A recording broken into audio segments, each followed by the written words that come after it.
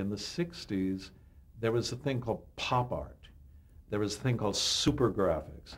It was clean, it was bold, it was colorful, and I took to it like a duck to water. I got it. I just loved that style and that look. And I was really among the first people to bring that to television.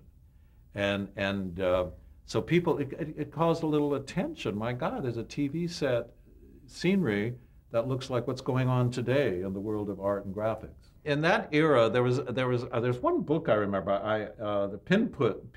A Pushpin School of Graphic Design, and I had that in my library. And I've always been a believer in research, and I was just so taken with the freshness of that and the boldness of it. And one thing I learned about the television camera, especially in the days of tape television, what the camera likes, the camera likes certain sets just like it likes certain faces. And what it seems to like is simple shapes, simple forms, a sense of dimensionality, a sense of depth that isn't cluttered, and strong lighting, directional lighting that brings out the sculptural area aspect. And in pop art, all of that was apparent, the simplicity, the boldness, the freshness.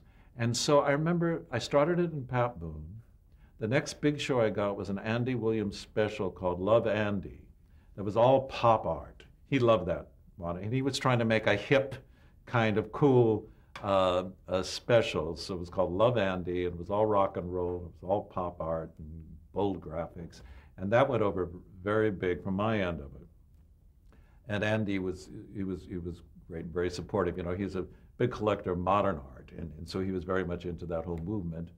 And that led to a summer show that Stan Harris produced and directed for NBC with the Carpenters called Make Your Own Kind of Music, and where I took it an extra step. Rather than just applying design and doing rather timid approaches to pop art, I actually built enormous architectural pieces. The crew, it was really tough, and these things were 20, 30 feet tall, were thick, and were shaped in certain ways, where we could take these basic pieces and rearrange them. And John Nance just did a brilliant job lighting this. And we brought pop art in a sculptural, dimensional way to TV. And it got us a lot of attention. And it was really a direction that I kind of have stayed with and explored for some years.